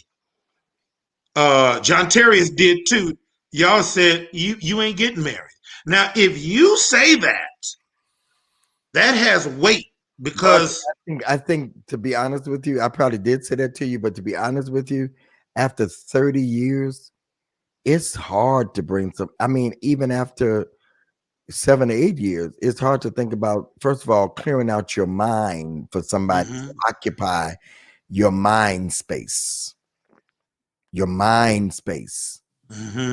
You know, I always say you got to prepare your mind, and then I say you got to prepare your space for somebody to be in your space. Look at all of our places. I mean, hell, the woman gonna tell Joe to take them curtains down. Yeah, I think I waited too late, Bishop. I think, No, the matter hell of fact, she we not. need to change the name of this show. We need to change the name of this show to The Right One Ain't Coming. Hey, it'll give me a job for a long time. Listen, The Right One Ain't Coming. We need to change the name of this show. Well, you done messed yourself up because you done told them you're gonna date multiple people. And they don't, and for new people, they don't understand the word, the definition of dating around here is what? Yeah. Getting data. Getting data. In a committed relationship. Amen. And if I'm ever in a committed relationship, ain't none of y'all gonna know. That's right. Right. No, ain't nobody gonna know. Y'all don't know right now. I could be in one. You don't know. But I ain't telling you. Yeah. You know, but Broderick, I want to be wrong. Broderick, you could be in a relationship. All the stages you done been on, It's the Mhm. THX interpretation that they would have got you and all that. I mean, you're a gifted man, but Broderick, I Thank think you, you Bishop. done waited. I think you done waited. I think you just done waited. You know, I could be wrong. I appreciate you saying that because, first of all, I respect you. I I ain't respect. God. I ain't absolute. This ain't like a word from the Lord or nothing. No. But it's real. It's transparent. And since you're saying that, in a way, it's its own challenge. So if I do go that direction, uh, you know, I can be aware of some things that I need to work on. And even if I don't work on it, uh, I can be aware. I said, Bishop told me. He mentioned it, and so I'm grateful that at least somebody thinks enough of me to lovingly tell me, hey, Broderick, now these are going to be some things you're going to have to work through because 30 years, 3 decades, that's a long time. You think you want somebody to come and wash those dishes? You gonna complain about the way they wash them Mm-hmm. because you're used to doing it the way you want it. I did it my way. I mean, even now, somebody will come over my place, not during COVID, but somebody come over my place and move my cup. What are they called? The things you put down. Coasters. Coasters. No, that coaster don't go there. My house has a place for everything. Even when my housekeeper comes on Thursdays, she puts stuff right by like it's supposed to be. And then I'm thinking, maybe I don't need nobody to, because when I come home on Thursday, my house shoes be there where I need them because she's learned me. You know what I'm saying? And there's nothing going on. She's a housekeeper. Every now and then she'll lay my stuff on the bed for bed. Those are little added things. She knows she's gonna get a tip. Or I'll go pick up the lamb chop and say, "Can you cook for me today?" So so what? I can pay for it. And here's the thing about paying for her to come, she leaves. Facts. My She ain't God, gonna get on my- tonight. You ain't got to pay somebody to get on your nerves. So, and let me say this before you come in, Claiborne, because I know you haven't had a chance. They just texted me and told me that you hadn't win yet. I'm sorry. You should have said something. Here's the thing. I said this earlier, and I'm going to say it again. For anybody that's going to be with Gregory Michael Davis Sr., that's my legal name, Gregory. Okay? My mother called me that. I am a lot. No, I'm gonna say again. Claiborne heard me say this earlier. I'm gonna say it again. Joe didn't get it. I am a lot. I am a lot to be. Joe knows me probably better than anybody here. Marlinda wants to come in so bad and say, yes, he is, because she works for me and she's my daughter. I am a lot. Joe has been around me doing full gospel when Frank's been with me on the road and we done been together on the road. I'm a lot. And we traveled with somebody for a year and a half, and I never went to their dinners after because I didn't want to. I told them I wasn't. I'm my own person. And either you're gonna like me or love me. Now you looking and attracted to Bishop Davis and Prophet Perry and Prophet, I almost called Prophet Frank Ray, Pastor Frank Ray and Bishop Antoine and Broderick the comedian and Joe Global, the global promotion person, and Prophet and Pastor. That ain't who we are at home. That's it. I'm Superman at church in all I do. I'm just regular old Clark Kent. I look at right now, Don Lemon is looking at me. I keep the news on all day. On every TV. Every TV that's in this house, it stays on 24 hours. It would bug the hell out of you if you live with me. You know why? Because I'm not going to pay almost $300 for a cable bill, and the TVs ain't on, even if I ain't watching them. So whatever room I go in, it's on. I'm not paying Comcast $300 just to be Right. dead. Do So you I sleep with the TV on, Bishop? Huh? Do you sleep with the TV on? Okay, you want to know how quirky that is? Monday through Friday, I do. Saturday and Sunday, I turn the TV off in my bedroom. They're still on everywhere else. I don't look. I have to detox myself from all that.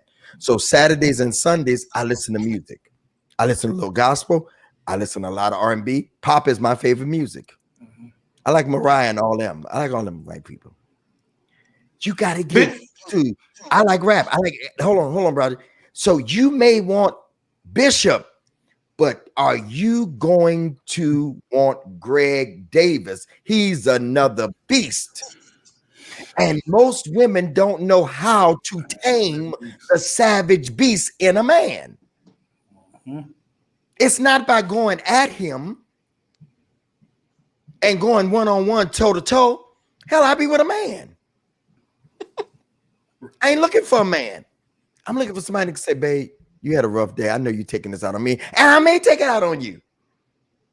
But can you hand Marlinda? She gonna put her own thing. Wow. She's like, he's a lot. I am a lot. Marlinda can work for me. You know why? She can handle me. She know when I'm ranting. And she'll say, she my daughter too, so she work for me. You know what she'll say, Perry? I hit on the weekend. I want to take care of something on the weekend. She ain't working on the weekend unless it's some major, you know what she'll say? Pumpkin, that'll be taken care of Monday. And then I calm on down. It's the pumpkin. But you know what that does? That calms me down because she right. She need her life on Saturday and Sunday. I would keep her going all the time because I ain't got none. Are y'all listening to me? Yeah. I want to be Greg to somebody. Okay? And I want you to be able to calm me down when I'm ignorant because I'm ignorant. I am ignorant. Y'all laughing, but I'm ignorant. Yes, sir. I am ignorant. I can be ignorant, y'all. And everybody can't put up with my ignorant side. The right one will calm it. And men want the right woman that will calm them down. And I know you're not the right one when you're going toe to toe with me and you bring out the crazy in me. Yeah. I'm not talking about when you still in there getting to know each other state, but if it keep going, that I've got to see that there's hope. You got to show me the nice side to know there's hope. Because I know that, you know, walls up and but you got to show me the nice side to know that there's hope. And if I don't see no hope, Bishop Dillon's about to blowing up. No, don't call me no pumpkin. She gets that right. That's my daughter. Am I the only one that's on here that they need to see Orrin instead of the pastor and Antoine? Am I alone? Y'all agree with what I'm saying? You absolutely. So ladies, you're not getting the prophet and the bishop. You're attracted to the anointing or you're lusting after it. And while he preaching, you say, I had one woman while I was on the road say, ooh, I was just turned on while you was preaching. What? All that we might see Jesus. And him crucified. I'm just saying, don't be attracted to what you see on social media and on stage, and nobody. It's hell. That's right. That's why these stars marry each other, because don't nobody else understand them. Go ahead, Broderick. You trying to say? No. I've never, Bishop, and I call you Bishop affectionately and respectfully. I'm not comfortable calling you by your first name. It's just the way I was raised. But I just realized you have a tattoo on your if you raise your arm. Okay, there's one on the other. I've never seen that before. I have several. I'm trying to get my whole sleeve done, but I'm scared to go to place. I'm 2 tattoos behind because I ain't been to Miami the whole year. So it's going to be a whole sleeve. And then there's 2 over here. One is an infinity that me and my baby girl have. Yes. Your point is? Well, you were talking about. I got them all, Antoine and Broderick, after I turned 50. Yes, because the woman I was with didn't want a man with tattoos. And your point is? Right. Well, no, I have no problem, but it just coincides with what you're saying. Now, here's the thing, Bishop. I'm gonna say this. Don't get mad at me. I believe if somebody, speaking of you being a lot, and I believe, I know you're in church and you're respectful and you're kind, but I believe you strike me as a man who, even though you love the word, you probably got a Glock 9 somewhere in one of them houses. Uh-oh, he ain't gonna answer, y'all. Oh, he said he got 2. Me too. Yes, Lord. I go to the gun range when it was regular out here. So And okay, so see, so I'm looking for a silver nickel one. Yeah, they kind of scarce right now. Your point is, what? No, see, these are things. Listen, Bishop, we come on here, and whether the people know it or not, I know we have access to you, but I don't call you. Let me tell you why I don't call you, because you're gonna challenge me to do stuff I don't want to do. So this show is enough for me. I just do here, but it goes along with what you're saying about them not knowing you and you not speaking in tongues and you not being Bishop Gregory Davis 24 hours a day. yeah. Let's let Claiborne get in. I took his time. I'm sorry, Claiborne. Thank you, Claiborne. Thank you. Is Can he he froze? hear you? Oh, he's muted. No, he's froze. I can't. He ain't moving. Oh Claiborne. man. Oh, Claiborne. wait a minute. We got We light. all back but Frank. Everybody back but Frank. Everybody back but Frank. We was out. Yeah, Go we ahead. all was out. Okay, go ahead.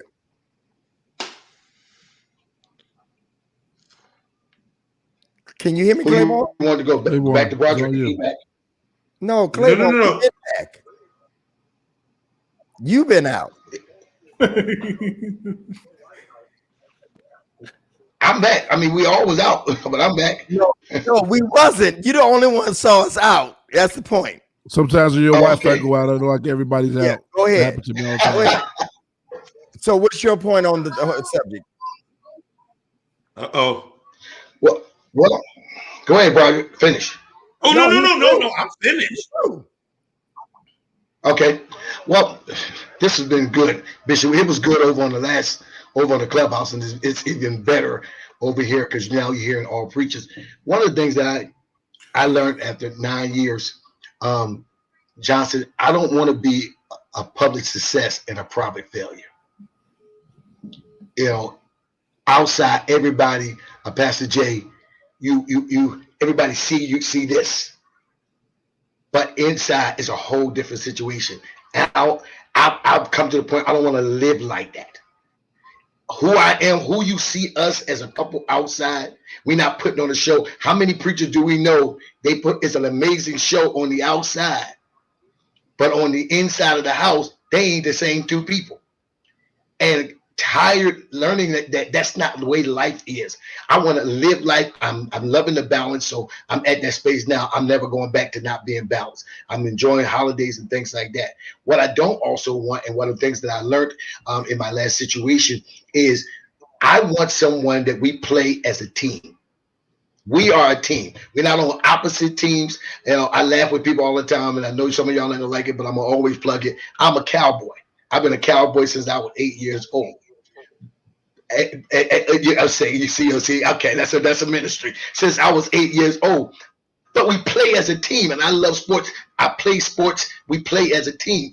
A lot of times in marriages, everybody's playing on some other side. You playing against me. I don't want that in this situation. Whoever comes new in my life, I need to know that you and I play on the same team. We go into a huddle before we call any play in our lives and in our relationship. Whatever's going on, we huddle up on it, and then we call the play. I want to be able to know that you turn me on in every facet.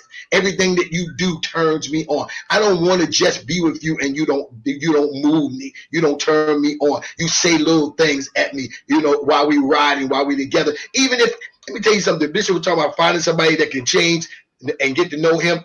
The right one, Broderick, can walk up to you while you in the dressing room and you still talking to people. She can whisper in your ear and say the right thing that you be telling everybody, I got to go. That's the kind of woman that I'm saying in my future, that she can look across the room, Perry, look across the room without us doing anything, and you know what she is saying.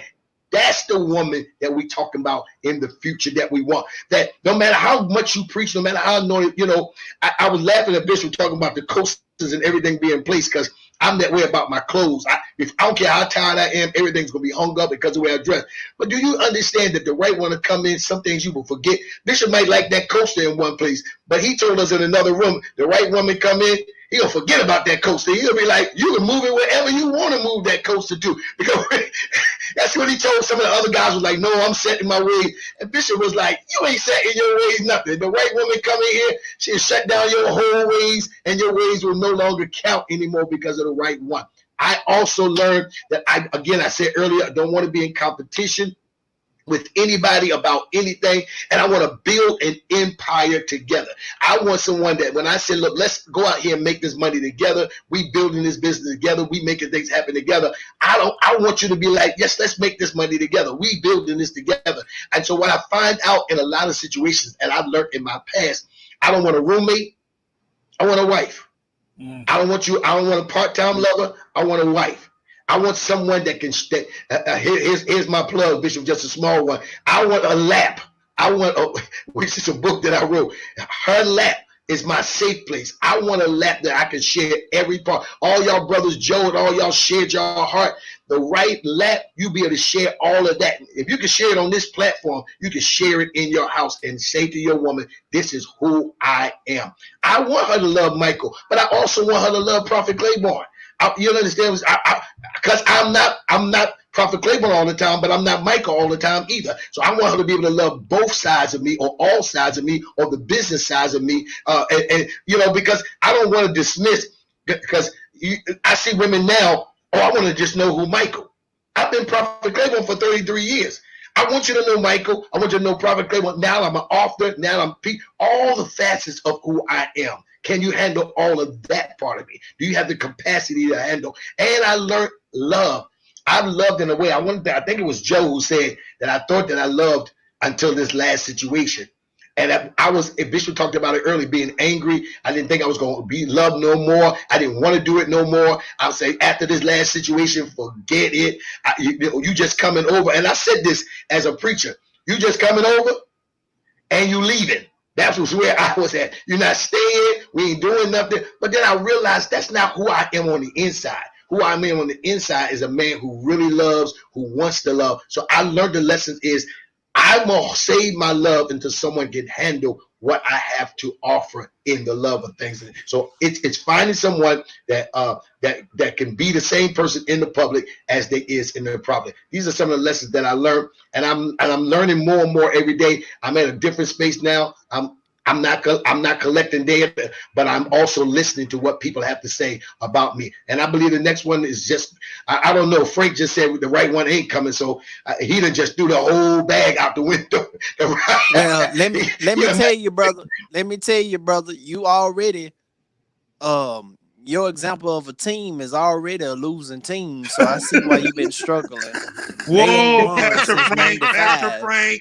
I ain't been to a conference championship since '95. So she better come your example, your standard of a team is already a losing battle. So I see why you having a hard time. Pastor Frank, aren't you a Cowboy fan, or you switch? I am, but see, the common thing you heard from me tonight is acceptance of reality. Okay. We got 5 rings. You got to give us something now. We got 5 rings, so that speaks value. Brother, we ain't been to a conference championship since '95, brother. Hey, Pastor Frank, we trying to give other teams in the league a chance. Yeah, okay. Right. It's been a lot of chances. It's been a lot of chances. Yeah, you're right. They still my boys. You all, I pray that the conversation tonight has been rewarding, and really we're talking about our stuff. I hope it's helped you to know how men think. I've seen those comments. I hope it's also helped you to think about maybe the lessons that you've learned. That's what the original question was. What is it that you've learned? What is it that you've learned? You've learned, not putting it on the other person. It's so easy to point the finger at somebody else and say they did this, and maybe they did do it, but maybe what you did is you made bad choices. You made bad choices. You keep picking the same kind of people. You keep breaking. You haven't broken the cycle of picking, because really, how many times have you really thought about what it is that you want and what it is that you need? Everybody on here has different needs. We joke with Johnson. Y'all hang in there. Don't leave yet, y'all. We joke with Johnson. We know it's getting late. We joke with Johnson about one of the first lady and sitting on second. Oh, that's what he wants. Because see, everybody on here has to live with what they want. I'm not for that thing saying, oh, that you don't need that. You need whatever you think you want. That's right. Whatever it is you want, because ain't none of us following each other home. We got to live with our choices. So tonight, as you get ready to go to bed, think about, or when you wake up in the morning, or when you repeat this, or whenever you watch this, think about what it is, the lessons you've learned, so you won't make the same mistakes again. Really, you should be thanking God for the ones that it didn't work with. But you really appreciate that until the right one comes. You'd be like, thank God I didn't do that and do this and do that. And even if you did do it, you got out of it. You could be with that fool right now. And so tonight on this 36th week, I need 30 of you that will say, I've enjoyed these men week after week after week after week. If it's your first week and you enjoyed it, celebrate with us 36 weeks. 36 weeks. Cash App. $ Greg Davis 10. $ Greg Davis 10. Zelle, Greg Davis Show at gmail.com. It's scrolling at the bottom. I just need 30 of you to sow 30. Somebody can sow 136. Somebody say, I've enjoyed this, and I saved therapy through y'all. Yeah. It's a lot of laughs and entertainment and all that. But at the end of the day, some of your lives have been changed from these very men that sacrifice. Antoine always says, I look forward to Mondays. He don't just look forward to Mondays probably because he's going to be on. He get a chance to talk to some men that's transparent. We don't often get that as preachers, just as men. And so tonight, if you all would sow that $36, give that $36. I often say in church, the ones that leave weren't going to give anyway, but the ones that stay are the ones that always give. And so if you all would do that, I need 30 of you. And we're going to end this with prayer tonight. I need 30 of you that would. So the men have given, many of them have given already. I see you all giving now. Thank you, Orrin Perry. Thank you, Vinny Smith. Thank you, Tamara Lotz. Thank you, Broderick. Thank you, Chelsea B. Thank you, Frank. Thank you, Joe. There are those of you that gave on. Somebody sent me a request for some money on Zelle. But thank you, Maya Johnson. AW Enterprise, thank you. Thank you, Camille Irvin. That have given, and you're still giving. So if I could just get 30 of you. Thank you, Angela Phillips, on tonight. It's such a mature people. I remember when we first started, Frank, you know, people were like, why y'all asking about it? Yeah. Right. Angelica, thank you. Thank you. Angela Phillips, thank you. Pastor Johnson, thank you. I just feel like that those of you that want to go the extra mile tonight and say, you know what, God has blessed me, so I'm going to give 136. Where does the money go? We take care of the brothers. And Marlinda. And every now and then I get me some Starbucks money. Y'all been doing good. We appreciate you. Thank you, Daniel Vine. Thank you, Latrice. Thank you so much. You sow into what blesses you. You sow into what blesses you. Thank you. Thank you, Dania. I said that already. Let's do it so we can go to sleep, y'all. Latasha said it's done. Okay. I need about 15 more of you tonight. There's still 290 on here. Our highest numbers tonight was about 450 everywhere. Thank you all. So into your future for relationship. Many of these men want you to follow them. Prophet Claiborne has a great book out. Antoine has a great book. Broderick has a great book. Go to their Facebook. Join Frank Ray III on Wednesday nights. Wednesday nights at 9 Central. 9 Central, yes, sir. 9 Central on his Frank Ray page on YouTube or Facebook. Man away, I love you, man. You here every week for us. If you're still on here, thank you. Need some more of you tonight that would sow that $36. Cash App is on there. As we get ready to close, thank you, Christine B. Smith. Thank you, Sheila Bowling. All right, need about 13 more of you on tonight. Thank you all that stayed. We are going to pray in just a minute. I want to end with prayer. Thank you, Johnson. Johnson.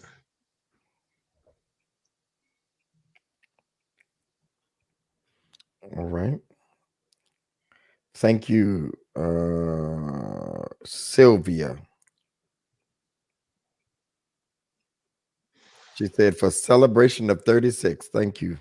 If I can get 10 more of y'all on tonight, 10 more of y'all on tonight. Thank you. I appreciate y'all so much.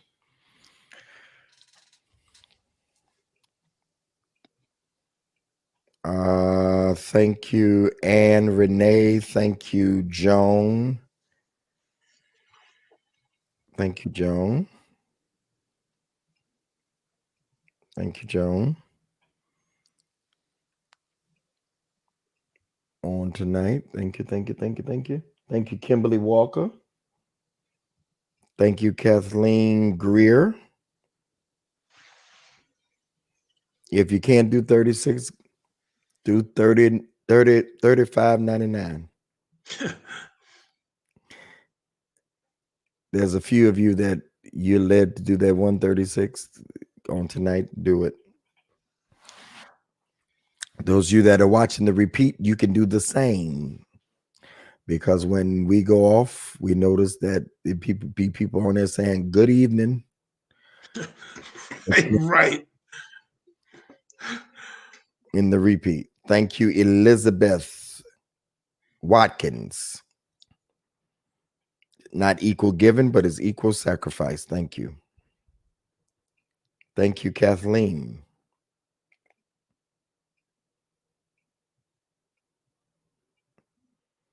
All right, if I can just get 6 more y'all tonight, and we'll be ready to go. This was a good conversation. Yes, sir. Yes, sir. Great conversation. Yeah, great conversation tonight. I'm going to ask tonight to pray us out. I'm going to ask Antoine to do it, Bishop Antoine to do it. And Frank, any of y'all, as they're still giving, I'm still waiting on the rest of y'all. Any of y'all got comments, closing comments, Frank? Thank you, Ellen. See, I know what I hear. Thank you. 136. Thank you. There's 2 more of you. Go ahead. No, I just want to say thank you. Thank you again for the opportunity, Bishop. We don't take it for granted. I know we do it every week, but this is a big part of all of our week, and we are glad to be able to share our thoughts and our opinions on these matters. Tashiana King is in the comment section. She helping the ladies with their knee ministry. She said she gonna teach knee and twerking classes. Wow. She gonna help the ladies get their knees strong like Megan. So we're creating other ministries from this platform, and we're grateful for that tonight. All right, I'm done, Bishop. God bless you. Is needed. If I can get Can I just just 5 end? more y'all, there's 2 more of y'all that would give the 136 on tonight, and we's out of here, y'all. I just want to say thank you all once again for letting me hang out with you guys. I enjoy this space and to hear real men talk. You know, that's the good thing that I love about this on Monday night. So when Bishop called me, I make room for this. We do something on Thursday nights, and I'm writing you guys this week because I'm doing something different. Thursday night, it was supposed to be a prayer. We started off just the first day, every Thursday at 5:30 in the evening, Eastern Standard Time. We do something called King Me, Broderick, where we talk about let us make men. Boys are born, but men are made. And last week we talked about becoming, but this week I want to do something different. I want to do this week topics is going to be, am I my brother's keeper? But I want to come from the health perspective, dealing with the topics we'll be dealing with, why men don't go to the hospital, why men are not up on stuff like that. So there's Thursday, I really want to get deep in it because I was talking to some of the women who kind of, they taught their daughters about breast cancer. They taught their daughters about going to get mammograms, things like this. But let's be honest, how many of us has taught our sons coming up about getting the prostate check at 40 all the way up to 50 and then getting colon cancer? How many? Most of the time we have not done that. So we want to kind of really gear to helping our men. I've met grown men that have not had any of that done in their lives, and we're dying faster than women. So I want to kind of really bring a great conversation. We start 5:30 on the Eastern Standard Time. All of you brothers are invited to come. It's on Clubhouse. It's called the King Me Room, and we're going to be talking about real issues around health. I've got a brother right now who's dealing with diabetes, and I told him you didn't have to have that, but just not doing the right things health-wise. So I want to invite you guys down on Thursday, and I appreciate all you do for me, Bishop. Thank you. All right. Anybody else got announcements? Thank y'all as y'all still giving. Thank you. Angelica gave another $100. Anybody else got announcements about your books or whatever? All right. As you are giving, Bishop Antoine is going to close us out and pray for you tonight that may be struggling getting over a relationship and maybe like many of us had trauma and you having problems dealing with it. The accent, is that on Instagram or where is that, Prophet Claiborne? That's over on Clubhouse. Okay. All right. 5:30 and even on Thursday. Okay. All right. Go ahead, Bishop. Father, we thank you for this conversation that was had tonight, Father. And I just thank you that it is rich and full of wisdom. And Father, we just ask that you would breathe on every part of the conversation, that Father, it would find the root in the souls of those that were listening tonight. Father, I pray for every woman that was watching. And I'm praying specifically that this would restore their hope. Father, their hope in good men, that they're good men that are being fathers, that are looking to be in great relationships, that are level-headed, Father, that are aware of themselves. And I ask tonight, Father, that it would break any cynicism off of any women, that, Father, that through these conversations, that they will find wholeness, they will find healing, that, Father, in Jesus' name, we would serve as a prototype of the millions of men that are in this world that are just like us. That, Father, we just thank you that you would heal their hearts from any trauma, that, Father, you would restore their joy, that, Father, they would be able to find hope again, that, Father, that through wherever they've been through and circumstances they've experienced in life, that, Father, as a result of this show, that you're bringing healing, that each week is a stitch, a new stitch, that, Father, that their heart will be able to breathe again and find love again. In Jesus' name, amen. Amen. All right, everybody, we're going to leave the giving information up for a little while. If you have not given, thank you, Dwayne. He probably just came on. He's just saying great conversation. He ain't heard nothing. I was on Dwayne's show earlier and it was amazing. Go to sleep, Tashiana, causing problems. All right, y'all. We're going to leave the giving up just for a minute. Thank you all, one and all. Good night. Good night. Good night, Bishop. See you Good night, Wednesday gentlemen. night. See you Wednesday. Good night.